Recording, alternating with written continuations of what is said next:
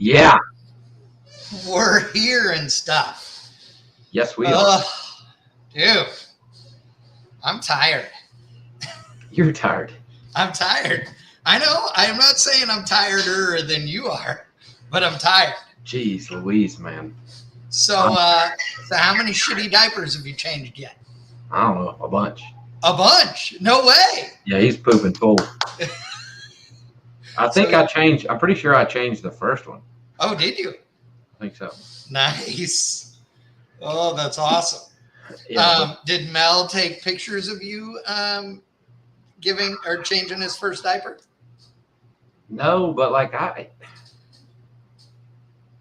all of the things that I said I would not. I'm not gonna say view for my pleasure because it's not the case. All the things that I didn't think I would look at or watch or do, like, haven't bothered me at all. Really? Mm-mm. Now, obviously, today's Tuesday, so he's just a day or so shy of being a week old. Yeah. So his poopy diapers are still kind of weird, and they don't really stink. It's right. Just but I think when it transitions into, like, what an awesome subject for our show. But I think when it transitions into, like, real stinky poop, that it's going to be a different story. Like the gag videos that go viral on TikTok, like I'll probably be one of those.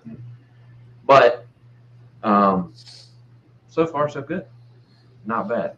Breastfeeding is going well. Sleep is not going so well, but that's to be expected. Yeah, I was gonna say that's the norm. So if you are just joining us, we rolled right into baby talk because the newest Barnett has entered the world. Nash D, as in Douglas, same as Lyle's middle name. Barnett, and we already know he's going to be a race car driver because he's Nasty Nash D. I mean, the T-shirts have made themselves. Yes. Yep. Oh my God! And that wasn't even your idea of a name. That was Mel's idea, right? Yep. So, I didn't. Not that I didn't care, but that was the only one that I wasn't like, where did that come from? What? No, we're not naming our kid that. And when she said Nash, I was like, okay, if it's a boy, well, if it would have been a girl, she may be nameless right now. Nah, really? Name, but we won't go into that, but her girl names were just terrible. Oh, I love it. Nash D is doing well. He is he was 7 pounds 12 ounces when he was born, dropped to like 7.5 or something like that, which is good. And he started his way back up. We go for another appointment on Thursday, I think, and we'll kind of see how he checks out. But so far, so good. He hasn't learned to walk quite yet, but we're working on it. He does have the use of this finger down pretty good. Yes. Already sending good photos to all of us. Yep. And Melissa doesn't believe me still, but that was natural. Like, I didn't do that. Really? It was not staged. No, it was natural. He was laying there like this. Yeah. I was like, really, dude? Scoop. Yeah. Sending that to the boys. Yeah, just rapid fire that one. Oh, yeah. Scott Liggett's asking, when does Nash get his first car? By his first birthday. He'll have his first. Probably sooner than later. Yeah. Sooner than Melissa would ever want, but. Oh, God, yes. It is what it is. Absolutely. Roarman says newborn poop is nothing. My 10-month-old shits like a grown man. Yay. I believe that. Oh, those days awesome. I'm not looking forward to, but I know that it's just part of the process. So everybody in the chat, why don't you tell us what you're eating and or drinking right now while we talk about poop? Because Scott Liggett says in a message to me, not on the chat, he says, I'm ready. I have my orange sherbet and a Busch Light. That sounds good. Now, speaking of, have you seen the TikTok that is Captain Morgan's and Busch Light shot 50-50 and it tastes like chocolate milk? I've heard it. I saw it, but I haven't tried it. I haven't either, but I want to try it now. I do too. Dangerous if it's true. Oh, if it's true, dude, we're going to make a picture of it. Are you kidding me? It'll be awesome. Oh, God. Okay, so welcome to the show, ladies and gentlemen, on this Tuesday, first time Nash D, Baby in the House edition. Nash was scheduled to make an appearance. However, he's a bit of a prima donna and he got all bitchy and wanted us to sign contracts and shit. So. I mean, like I would turn my camera, but it's mounted up there. But I've got his like little bouncy seat right here beside me. I had all this planned. And Melissa had to come down from her, was supposed to be napped to console him because I don't have the tatas. Yeah. So Nash D may not make an appearance tonight, if maybe in a little bit, but I can, let me see. I don't hear anything yet, but yeah, he was not happy. Yeah. No. Doug DeLay, bring that picture to Streetcar Super Nationals. So, we have lots coming up in the next week or so. Oh, dude, I have no beer in my house. None. None? I know. No, Here. I mean, I have a whole liquor cabinet. And so, I mean, I have bourbon and Diet Coke in here, but the, tons of stuff coming up. LS Fest Texas coming up in like a week and a half. A couple days after that, Rocky Mountain Race Week 1.0. And then Norwalk, Ohio for the next Pro Mod race, NHRA Pro Mod race. Eric Anders winning another one this weekend in Epping, New Hampshire. Which three in a row. 3 in a row. Oh, 4 of 6, 5 of 6 going to Elite Motorsports. Yeah. Build one of them. But big start to the year for especially Double E, but Elite Motorsports as a whole. Oh, yeah, absolutely. And speaking of TikTok, if you want a great way to just waste a bunch of time and laugh at stuff, Courtney Enders is on TikTok and does some funny videos on there. She did one with the drive that bitch back from Epping, which was pretty good. I laughed. Pro stock car, beer in hand. Well, Erica wasn't drinking and driving, but Courtney was in the passenger seat with a beer for sure. She had a roadie, so it was pretty good. I did in Dallas. Yeah. And I caught some flack over that. Yeah. It's hard. So lots of stuff coming up. Okay. There's also 2 things I want to talk about Disco Dean tonight. So I know you had to have seen his car, right? Dude. Okay. We're sharing this right now. People like, holy crap, this thing is badass. Let me pull this up real quick. So Dean, Disco Dean, Stinky Pinky, he's always had cool pink cars. Everybody knows that. They're all awesome and whatever. I really liked the last car, the Chevelle. He's had various success with different cars, but always, the Stinky Pinky team. This car here, dude. This one is epic. Oh, where'd it go? Hold on.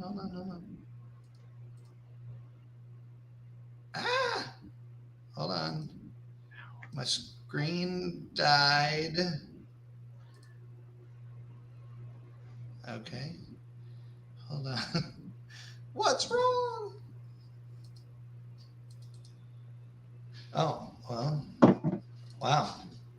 My computer is really not happy right now. Okay, I think we're good. Let's try this again.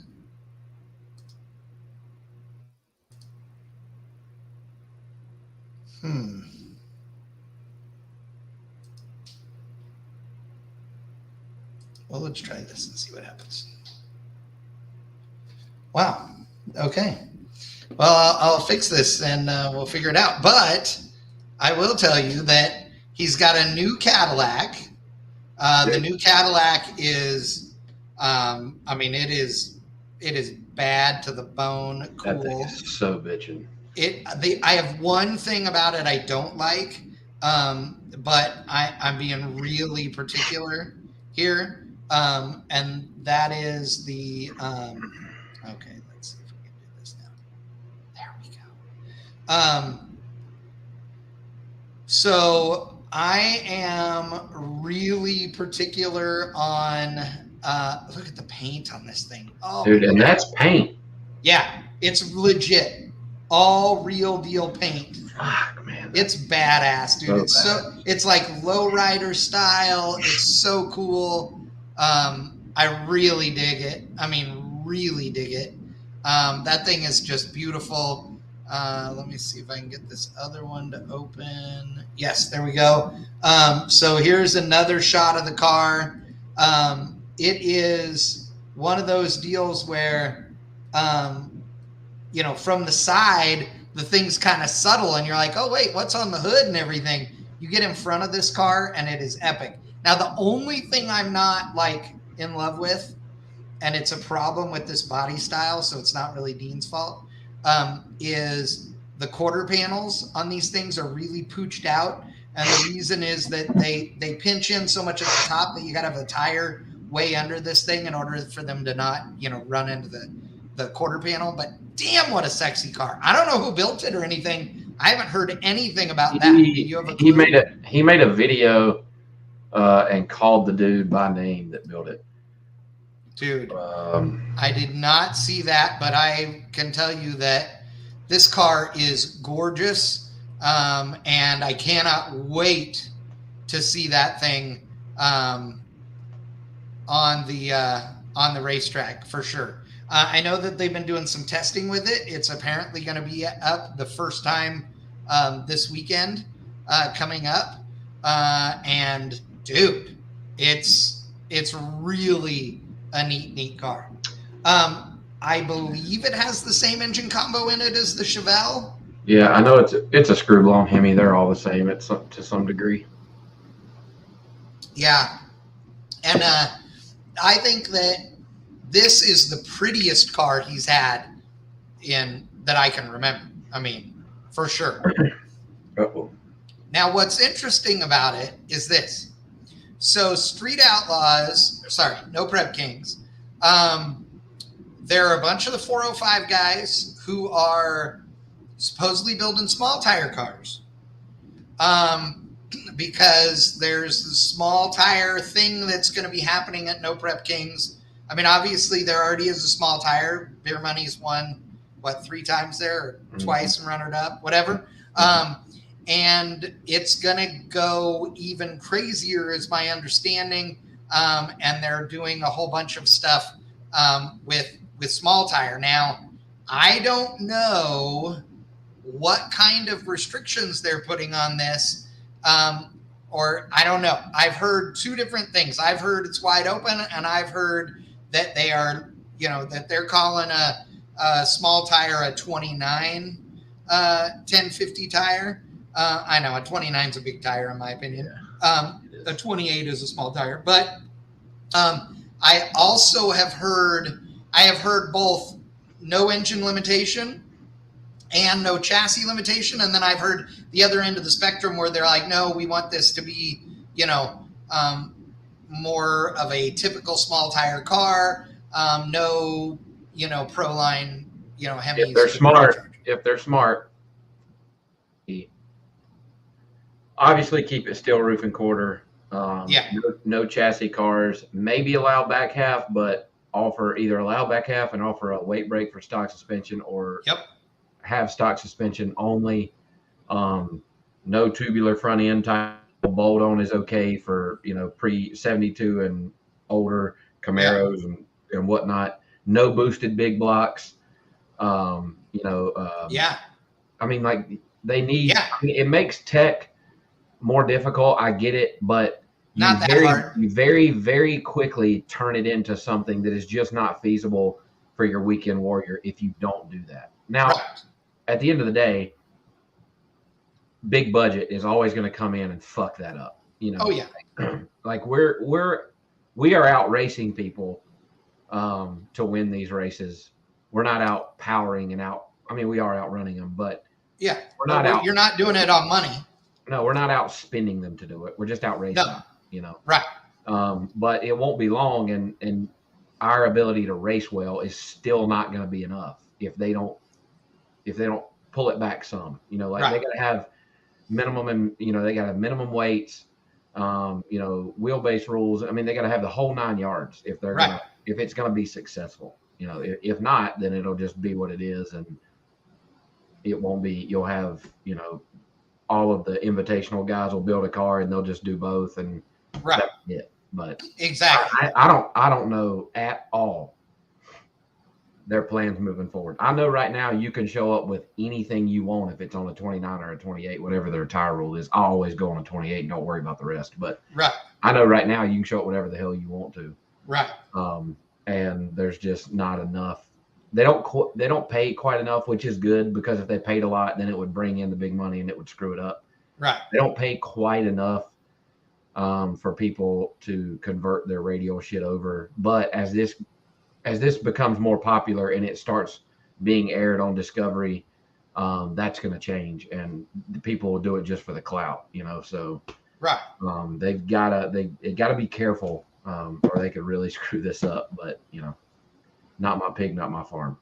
Right. Well, I have to tell you, I think they should go with a couple of the common rules that we see at other events, which is no parallel 4 links. That means that your upper and lower bars can't all aim the same direction. 2 of them have to aim, AKA triangulated 4 link, like you found in a Fox Body Mustang, like Sim Beer Money. Alan Rule says Larry Hauk Fab did the car. Did Dean's car? Great. Yeah, that's cool. It's a beautiful car. So I don't know. We'll see. But speaking of Dean and speaking of parallel 4 links, Dean did a call out a few weeks ago and said, if you think you're a true outlaw, do you have a fast street car? Real street. He says, street car with interior, a tire no bigger than a 29 10.5, no parallel 4 link. Post up pics of what you got. See if you fit. We're going to have a Dean's List street runoff in late June, early July. Post them up. And Dave Comstock says, big tire. Hey, Dave. By the way, while you're on here, I will not be in Bowling Green. No. I talked to the producer, and the locals only deal I don't quite fit. I guess maybe he thought I was from Kentucky. Yeah. But short of the long is I'll possibly be there later in the year, but I won't be in Kentucky like I thought I was going to be, which really works out better for me anyway, because I have like a 1-week-old. Melissa is going to let me go race, I think, as long as the rest of the week goes well, but I'm going to be like 2 hours from home instead of 9. Right. Yeah, there's a difference. Better for me all the way around. But anyway. Yes, exactly. So I don't know. I'm interested to see what Dean's little street shootout thing is all about. That'll be interesting.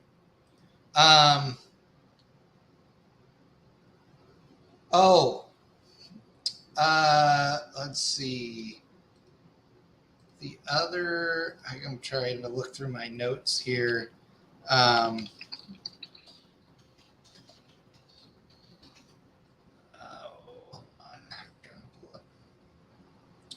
a ton of stuff going on this week. Midwest Drags is going on right now. But the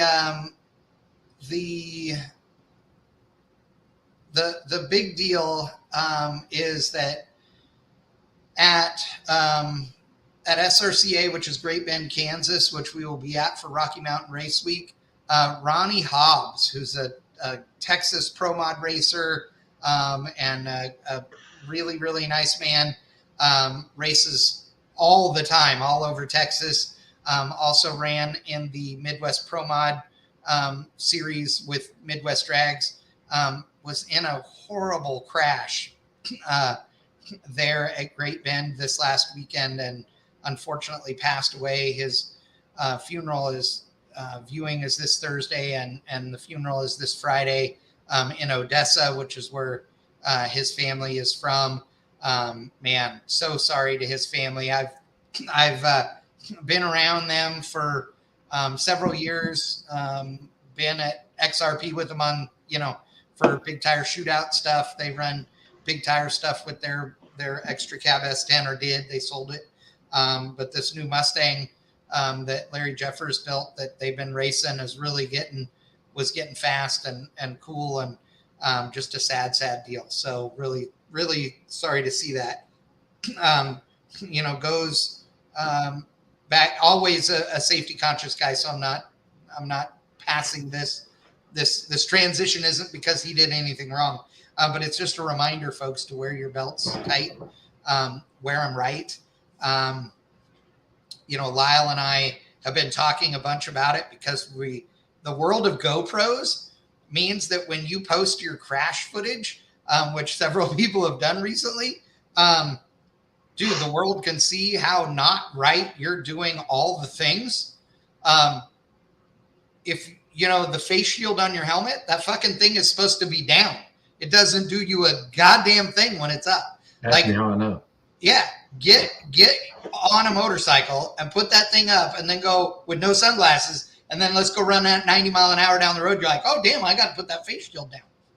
Well, dude, in a race car, put the face shield down. Yep. I mean, Lyle's face wouldn't be as burned as it is if he had his face shield down. I'll be honest, I'm still guilty today of something going on at a race, or and just like I watch GoPro footage of myself all the time. I'm like, I can't post that. Like my shield's I'm right. Guilty. I do the best in the pro mod, not so much because I have fresh air and right. Like it's just part of my procedure. But in beer money, at these no prep events, there's all kind of shit going on, and and sometimes there's no excuse. But I'm just saying I'm not perfect either. No, but I do try to be conscious about putting my shield down.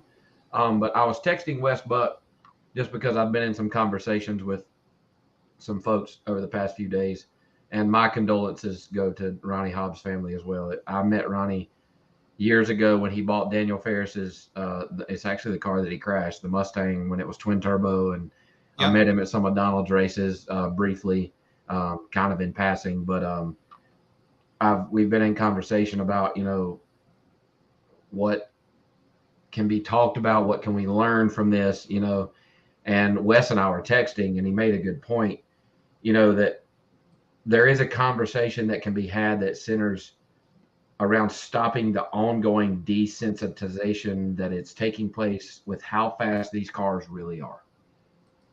It's when you think about the pro mods these days, that we're going 3.6, 3.7, sometimes 3.5 seconds at 200 mile an hour in basically 2 city blocks. Yeah. Right. And I think that, and I don't know, I'm not saying Ronnie did anything wrong. He was a safety conscious dude. Yes. He had a terrible crash. I mean, I've heard, I have not seen video, but I've heard it's one of the worst some have ever seen. Correct. Like let me put it this way. It was the entire staff at SRCA is volunteer. Nobody gets paid to work there. They have a beautiful all concrete drag strip. It is a great facility. I love going there. They are as diehard as they come. The staff at Midwest Drag Racing Series, same way. This thing, it shook everybody up so much that they made the decision to stop the event the next day. They said, we can't do this. Like everybody that saw it, it was just all the racers, everybody was shook. It was that bad. It was. So 100%, and you're right. We're so used to, it's easy to make 1,000 horsepower. It's easy to make 2,000 horsepower.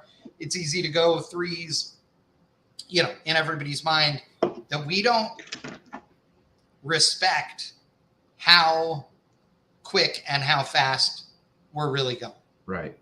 And there's a problem too, in my opinion, the accessibility, how easy it is to obtain a car and the equipment and everything that you need to strap in, go out there, never been down a racetrack before, and be a 360 and 370, 3.6 to 3.7 second player at 200 miles an hour tomorrow. Yes. If you've got the money, you can do it. Yep. You know, and like back in the day when Ricky Smith and when Todd Tutterow and when Frankie Taylor and when Scotty Cannon and when Charles Carpenter, when all of these pro mod greats started, they figured it out on their own, and they didn't share secrets with no damn body. You know, like the tune-ups were up here and in their hands, you know, and it wasn't easy to just plug a tune-up in a car, put a 4-link setup in it with, you know, everybody can get the same converter. They can get the same transmission with the same ratios. You can get the same engine, the same blower, the same everything. Yes. You know? And with hiring the right tuner, you can go that fast tomorrow. And that in itself is a problem. It is, because I've said this for years. You've heard me say this numerous times. If you have a credit card and any year Mustang, okay, you can give them your card at Summit and build an 8-second car straight out of the Summit catalog, having never been down a drag strip in your life. Absolutely. You can arguably build a 7-second car for that same deal, right? We did. Yeah, exactly. We did. The difference is that every one of us on the team understands, respects, and is qualified to A, build it, and B, drive it. Yep. But there are so many people who do this just because they can, not because they should. And we all know it, and we've seen them. And the guys that take it lightly are the guys that scare me, right? They're the guys that spin a car out and maybe or maybe don't tap the wall, and then the crowd goes wild because they say they saved it, and they get all these accolades for a great save. Mm-hmm. They didn't save shit. They just spun around till the damn thing stopped. That's not saving it, okay? Saving it was stopping the pedal job you started 4 pedals ago. Yep. Like, that was saving it. And that's one of the things that I think is a problem. Devin Lang asks, are the drivers not licensed for the speed they run? Yes, they are, Devin. But with that said, it's just not the same. It isn't the same. You, Devin, if you showed up at the races with us, and we put you in the Pro Mod Camaro that Lyle drives in NHRA competition, we could put you in that car, and within 10 runs, I'm going to just say 10, within 10 times starting that car up, we could have you go down the racetrack in the 6.0s to 5.90s in 10 runs. Fast enough to license. Yeah, if you've never been down the racetrack before, ever. So, and that's, because the car is really good, right? The guys tuning it know how to make it go down there. Lyle can tell you what to do. Now, that in a blower car, 100%. Oh yeah, turbo car, a little, yeah. Drive, good point. The starting line procedures, hinky and stuff with the turbo. They go down the racetrack weird, like. Yeah. Yes, but I agree. Like, yes, in very short order, you could license. But licensing and being a race car driver are not the same things. No, and that is where the disconnect is. Yes. Right. Like, going fast enough to license is one thing. We can all do it. Yes. Just like I can buy a ticket and go to Richard Petty's driving experience at Charlotte Motor Speedway and be a NASCAR driver for a day. Right. But that doesn't mean that I could go to Martinsville and with 10 to go, I could fight my way from fourth to the front, right? And it's the same thing. Like when you're in a position like, we'll just like Ronnie was in and like he's trying to qualify, he's trying to make the fastest run he can make. That's not the same tune-up that was in the car when he licensed, No. And Ronnie was a successful driver for years, right? This was a freak accident, but what I'm getting at is that there's this belief that if I can get a license, I can drive a pro mod, and you just can't. No, it just doesn't work like that. And I think that it's the accessibility to the parts and the tune-ups and all the things that can make that happen. It's super doable for somebody who has never been down the racetrack before, ever. You know what one of the problems is too? All do it. Here's one of the other. So in my opinion, here's the big problems. Number one, being able to go down a racetrack and being a race car driver, not the same things. No. Number two, anybody with a credit card or enough money in their checking account can buy any race car on earth and go get licensed and go run it. Number three, and I think this one is a big one, and I'm going to pick on Swanstrom just because he's the most recent. We see guys in every kind of racing crash shit and tear it up bad and then thrash, and 2 weeks later they're back out on the racetrack, right? Woo! Fixed it. Wow, we're back. Okay. Which makes people think that crashing isn't that bad. Yeah. Crashing is real bad. Okay. You want to know how crashing is real bad? If I set a smoke bomb off that was 1 inch square and I duct taped it to the intake manifold of any race car that Lyle is in, and it made a wisp of smoke out from under the hood like you were exhaling a cigarette drag, that dude's pulling the lever, dude. I've seen it happen. There is no waiting around. Like, whoa, smoke, whoa, we are not on fire again. Never doing that again, right? Out 2 feet on the brakes, and when it's slow enough, we are pulling the fire system. Absolutely. Okay. I've seen it happen. It is not pretty. That is, I tried this one, 0 stars, would not recommend. Okay.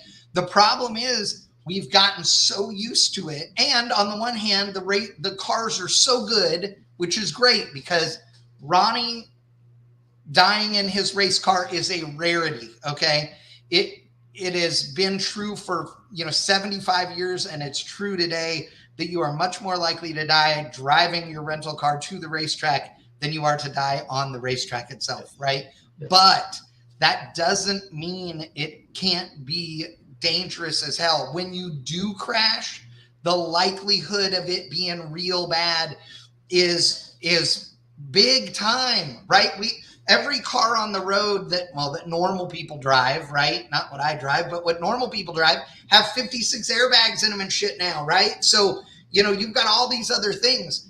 In the race car, yes, you have a roll cage and you have belts and you have all this. But if you're not wearing them right, they're not going to do you a damn bit of good. And even if you are, you have to remember that Ronnie was going 250 miles an hour probably when that thing went all bad. That's 250 miles an hour. And again, for anybody that's joined, we're not saying Ronnie. This has nothing to do with what. No, not at all. His crash as an example of how dangerous the sport can be, and correct, and the impact that Ronnie took, from what I understand. Again, I haven't seen it. I've just been told what happened. Me too. It's super freak. Yes. It just doesn't happen, Right. And not often. It obviously does, because it did. But, and as good as the chassis was built, Larry Jeffers builds a hell of a race car. Oh, yeah. A great race car. And it has nothing to do with Larry Jeffers' lack of ability to build a race car. He builds a super safe car. It wouldn't have mattered whose chassis Ronnie Hobbs was in. No. It had nothing to do with that. It was so bad. But like you said, the idea that, well, man, if I crash it, I'll just take it to Big and he'll have that son of a bitch fixed in a week or two. Right. Like, no, I mean, it's cool that Eric Yost, Customs by Biggin, and Cameron Johnson and David Reese and all these, I'm just talking about local chassis shops. It's cool that all these guys are capable of doing that. Right. But it's not what they're there for. That's not what they're there to do, No. So I agree. It's like and I think that we were at Modern Racing where I work, we were a huge part of getting Justin back on the racetrack and his conversion from to screw and, but yeah, he's a prime example of wreck it real quick, fix it real quick, and go back racing, Yeah. And one thing that I have to give Swanstrom credit for, he crashed his junk, tore it all up, got it fixed in a hurry, but it was fixed by shops that were very capable and very conscientious. Okay. It's really easy to get in a rush and fix the stuff that's obvious and miss stuff that isn't in a thrash situation like that. I'm not going to say who, but I personally know a pro stock racer who years and years ago now wrecked a car, had the car ready. It literally 3 days later, the car was on its way to the next event. Got it to the event. It's in the transporter. And the crew guy is in the hatch. In most of these transporters, there's a square hole in the floor of the upper deck so you can tie cars down. Literally up there unstrapping the car and sees what he thinks is a crack, but then goes, oh no, it must be scratched. But gets the thing up on the Projects and found 2 cracks in the chassis that had not been caught by a very well-known chassis builder.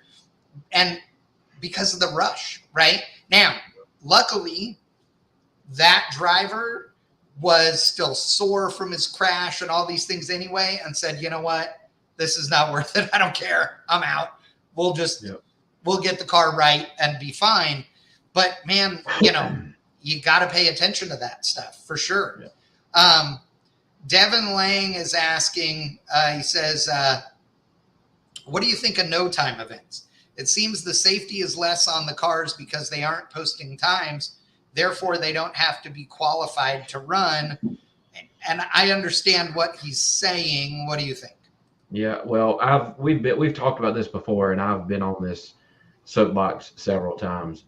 Yeah. While I think that the no time, the grudge, the local small tire no prep stuff, I think it's a huge part of the sport and keeping it alive and supporting these local racetracks. Like it's great, but there is a lack of safety tech that goes on at most, if not all of these, that is alarming. Like I've pulled in the beams or into the staging area waiting for a flashlight, whatever you want to call it, at more times probably than not, besides someone who was wearing not even close to what they should have been wearing. T-shirts. Right. Yeah. With a motorcycle helmet, shorts if it's hot, blue jeans if it's not, a hoodie, just a Carhartt jacket, tennis shoes. Like, dude, and you can, if you're any bit local to North Carolina and you want to come watch some racing, we're going to race JJ's Arm Drop at Fayetteville Drag Strip on Friday night. No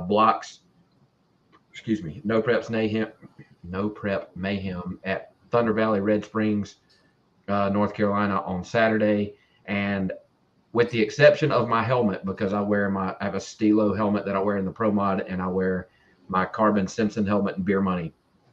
I wear the same thing in Beer Money that I do in my Pro Mod. The same gloves, the same suit, the same shoes, the same style helmet. I got a new one and it's super nice, and I only wear it in the Pro Mod.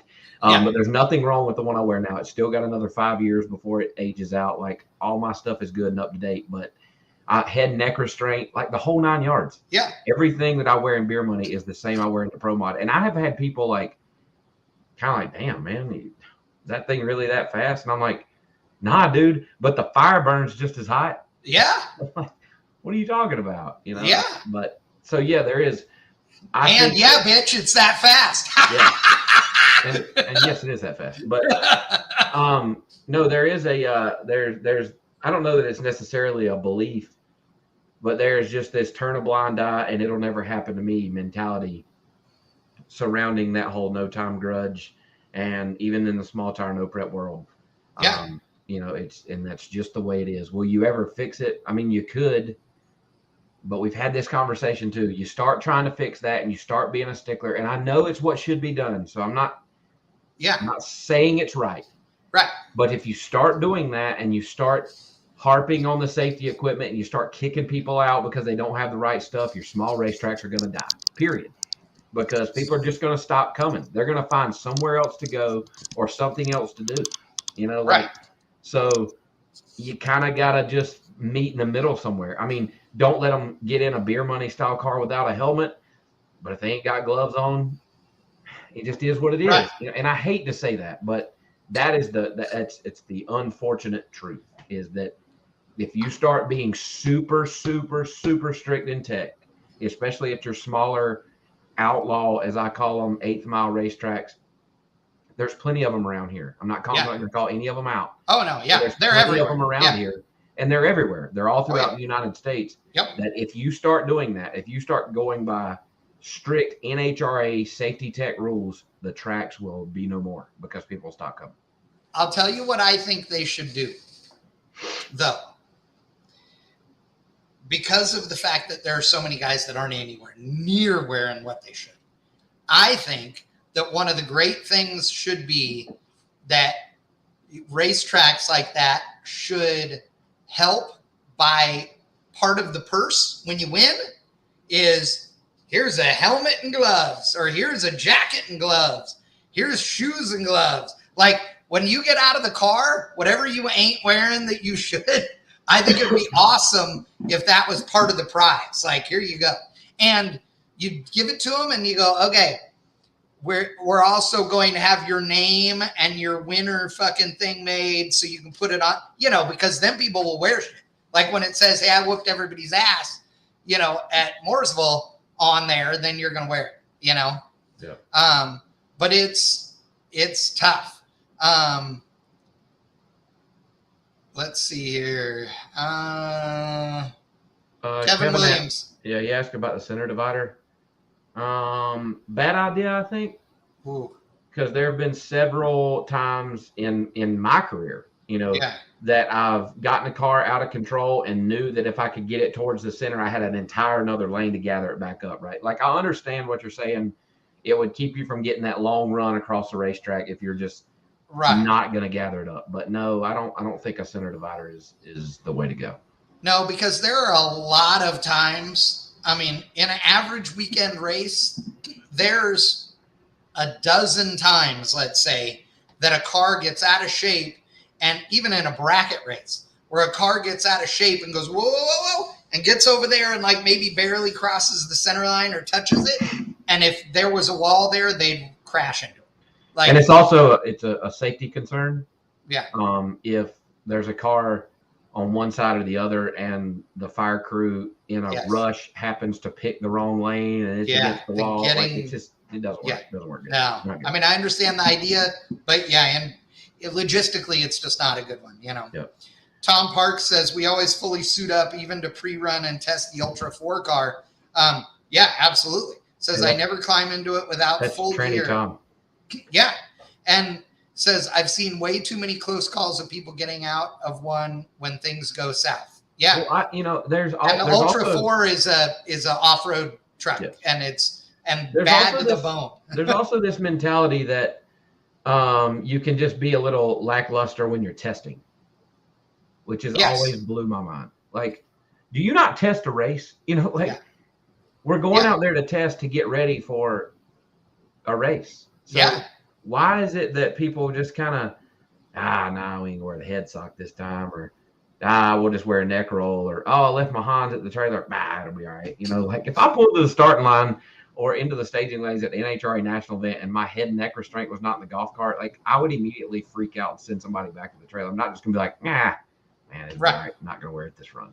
Well, and I would argue that it's even more important in testing because, and we've seen this a lot of times, at a lot of testing, there is limited safety crew in comparison to an NHRA national event or a big deal event. And so, you know what? I want to make sure that I've got if the dudes coming to get me are just regular fire safety guys and not the A team, and it might take them an extra 10 seconds to get my dumb ass out of the car, I'm going to give them that 10 seconds by having a 20 suit on instead of the 2. You know what I mean? So, yeah, 100%. You know, again, we're talking about the safety side of things, not as to not calling anybody out or anything like that. We are going to be doing a series of videos that are going to happen at Norwalk, which is good. Ryan Wing hanging out in the chat says, plus you're shaking down a car, so that means the setup has changed, so you may not know what it's gonna do. 100%, absolutely. And Ryan, I need you to hit me up tomorrow. Send me a text message, or late tonight. But either way, again, we're not calling out anybody in particular. We're just talking in general. You know, Ronnie Hobbs unfortunately lost his life this last weekend, and just a sad, sad deal. Lyle and I both knew him, been around him at races all over the place, and a very, very freak deal. He didn't do anything wrong. There's no blame there whatsoever, but just it gets us all talking every time something like this happens, and we just don't want to see it, you know. Yeah. Neil Sabo in the house. Neil, hit me up either tonight or in the morning as well. I need to talk to you. But yeah, there's just so much going on the racetrack when you're going that fast.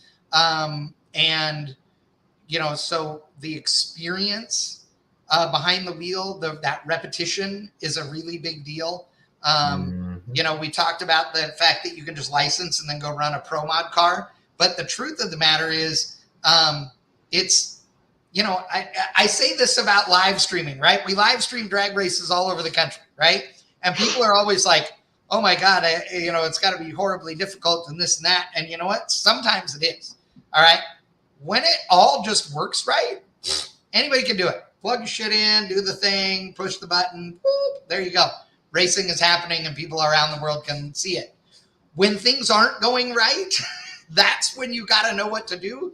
It's the same thing with anything, right? It doesn't matter whether it's baseball, whether it's driving race cars, whether it's live streaming races, whether it's doing, you know, tuning EFI systems or driving race cars.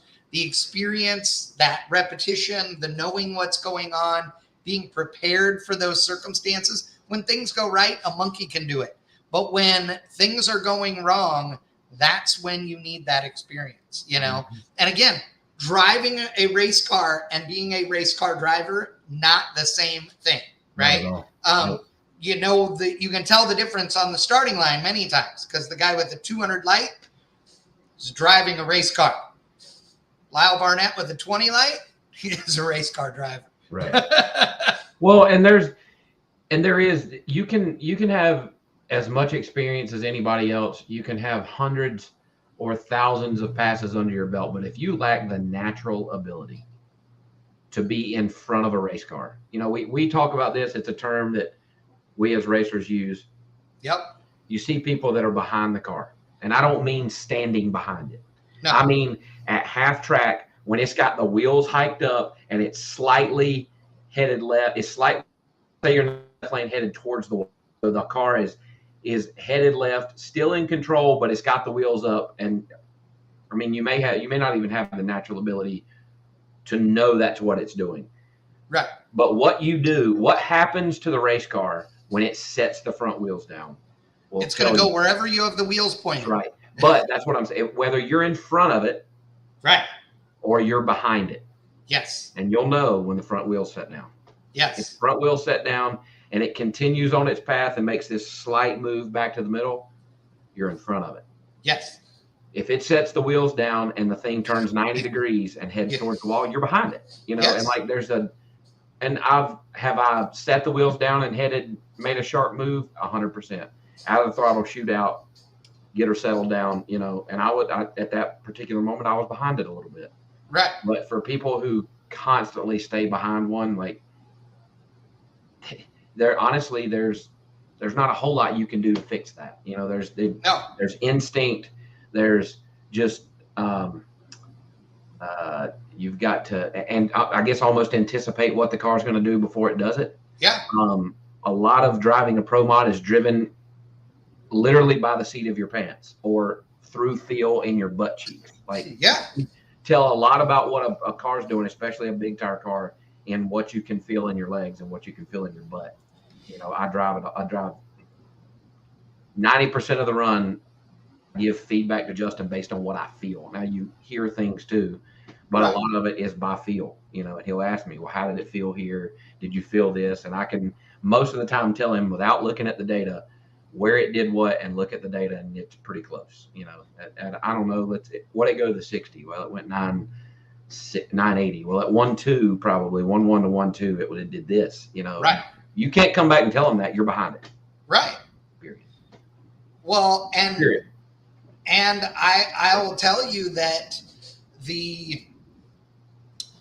okay, so I'm going to use John Huber as my example, and anybody that knows the Hubers know that Papa John was an amazing tuner and a badass, and John has a 4i Fox body that's gorgeous. It's everything looks-wise that Beer Money is not. It has all the turbo that Beer Money has, but on a 2.5 liter 4-cylinder. And it runs like 790s in the quarter. Okay. Now, the thing about it is John Huber has owned that car since it was stone stock when he was like 17 years old. Right. So he's mid to late 40s now. And so it has been an evolution, right? So that car on many occasions has stood, it's always run on a 28 1050 tire, has stood up on the bumper, and it does this, big 1, 2, first gear, second gear wheel stands way out there and sets it down. And people are always like, oh my God, it was dragging a trailer hitch on the ground, because it's a drag and drive car. And he's like, yeah, I mean, he knows everything that car has ever done and everything it's going to do. So there's nothing alarming about any of those things because, again, the experience, the feel, he knows when it's doing something wrong because of the feel of that, right? And that's what driving anything is. It doesn't matter whether it's autocross or road racing or drag racing. I mean, I've been fortunate. I've raced a lot of things in a lot of different kinds of racing, and I can tell you that I've done stuff in cars with people either following me or in the car with me who go, wait a second, how did you do that in that car? Like, that shouldn't be possible, right? And because that's just me. That's just, the car, I know it or whatever, right? Well, those things matter, okay? And it's not to say that you can't take somebody and train them either, okay? But licensing and then going racing is not the same as being trained and then going racing. And like when I was 16, my mom and dad paid for me to go to 2 days of Bob Bondurant driving school when I was 16 years old.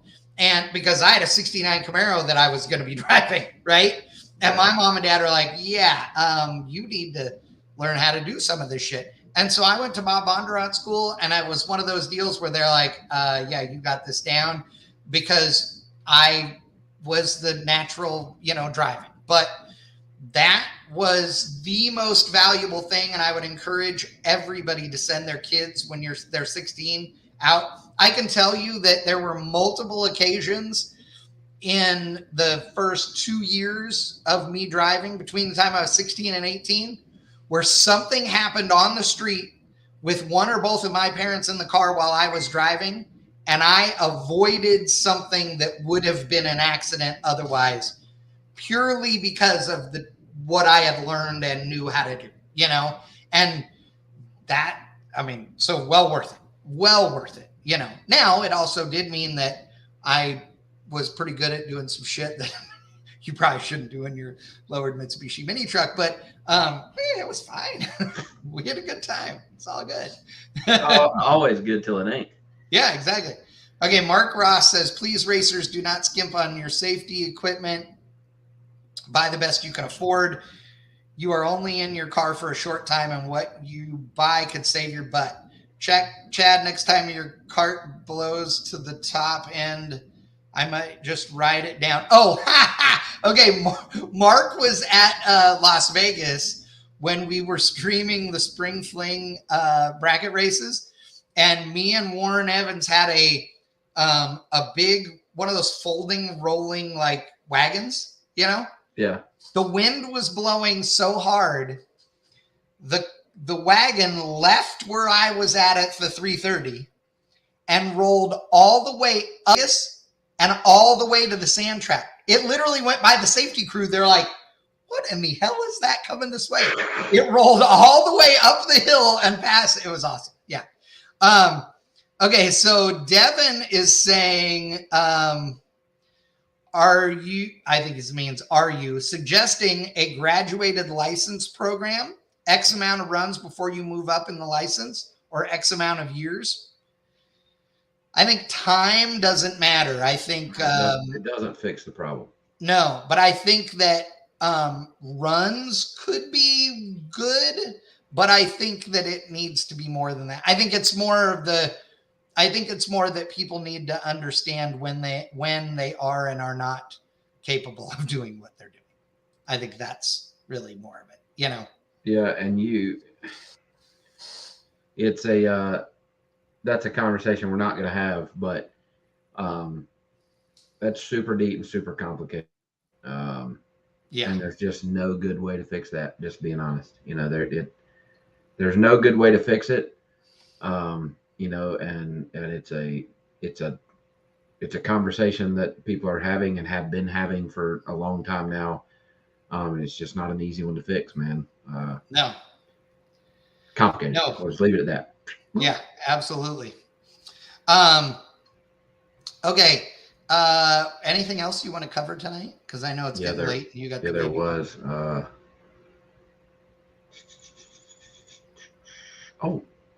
In July.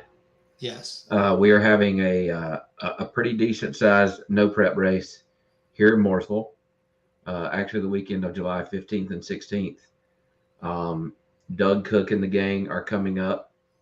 Chad's coming out, and we are going to have a humdinger of a time at the Biggin compound. So yes, some announcements to be made in the near future, about plans of what we're going to do there and whatnot. So and talk about, but Beer Money and the Missile will be out. Yes, they will both be there. Yes. Biggin and I we've already been talking about making a few small changes to the Missile. There's some very small things that need to be done to make that thing fairly competitive in the no prep world. So something we're going to work on here in the next month and have both cars out there and have some fun. Hell yeah, it's going to be awesome. There is one other thing. I do have some new Beer Money merchandise that's coming out soon. Very good. I'm not gonna post the new stuff until after this weekend because I want to be able to sell as much of it to people in person as I can.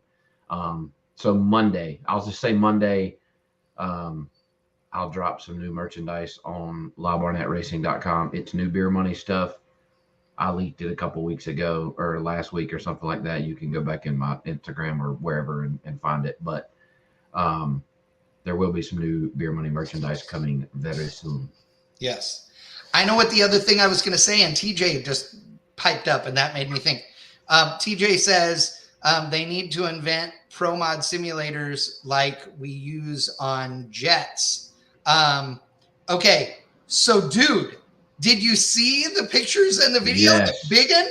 Yes. Okay, so I don't know. I don't think I can share this, but Eric Yost, aka Biggin, he just went on an absolutely killer trip this last weekend. So I'm reading from what he said here. So TJ Cannon, who's an employee of Biggins, took him up for the Virginia Air National Guard, what they call Boss Lift Day. So he got to fly in one of the, I don't know what it is a C-130 or whatever, the big giant ass jet at 21,000 feet that refuels fighter planes, and got to be in it while they refueled fighter planes. And it was rad. Yeah. Like the video was legitimately really cool. Yeah. I went, oh my God, that had to be so much fun. Yeah. And if you haven't seen it, it's all posted on Biggins' page. You can go watch the video. It was cool as shit. I know he said on there that it was something he'll never forget, and one of the coolest experiences of his life. And it'll probably stay that way for a long time. Oh yeah. Cool. He, it's a KC-10, I guess, Kevin says. So, yeah, TJ, thank you so much for taking him in, because he shared all that with all of us by posting those photos and video, and it was cool. And oh, by the way, I want to talk to somebody about the actual whole mechanism of the filler in the thing, because there's got to be it's either got to be like vacuum or magnetic or some combo of the thing. I mean, it's rad, because clearly you don't have a funnel and a jug. It's not a NASCAR thing. No, they weren't pouring it out of the back gate of that thing. Yeah. Yep. Oh, it was a KC-135, Scott Liggett says, and Kevin Williams said. Yeah, and TJ said it was a blast. I'm glad he got to come out. It was rad looking. Yeah. Seriously cool. Go to Eric Yost's Facebook page and check that out. And to TJ and everybody. I've got a crying baby. Okay. So if you want to close it out, cool. I will. But thanks everybody for Chad. It was good to see you. Thanks for everybody for tuning in. I'm going to take care of a crying Nash D. See you. All right, ladies and gentlemen, that's it. Lyle going to take care of the baby. TJ, thank you so much. Says they pumped 7,000 pounds of fuel in about 3 to 4 minutes. That is crazy. So everybody out there that tuned in tonight, thank you so much. Again, to Ronnie Hobbs' family, our condolences. So sorry for your loss. Ronnie was a really nice man. I'm just always smiling and super nice guy at the racetrack. And so I know he will be missed dearly. And to everybody that's out there, hug your loved ones, give them a big kiss, tell them you love them. And we will be back Thursday. Yes, we are going to have a Rocky Mountain Race Week live stream on Thursday evening. So tune in for that. It'll be live here on the Bang Shift Facebook page and YouTube channel, as well as my personal Facebook. So everybody that's out there, make sure you tune in for that. To the rest of you, thank you so much again. It has been a pleasure. Big thanks to Motion Raceworks and MacFab Beadlocks. We do appreciate it. And you all have a lovely evening. We are out of here.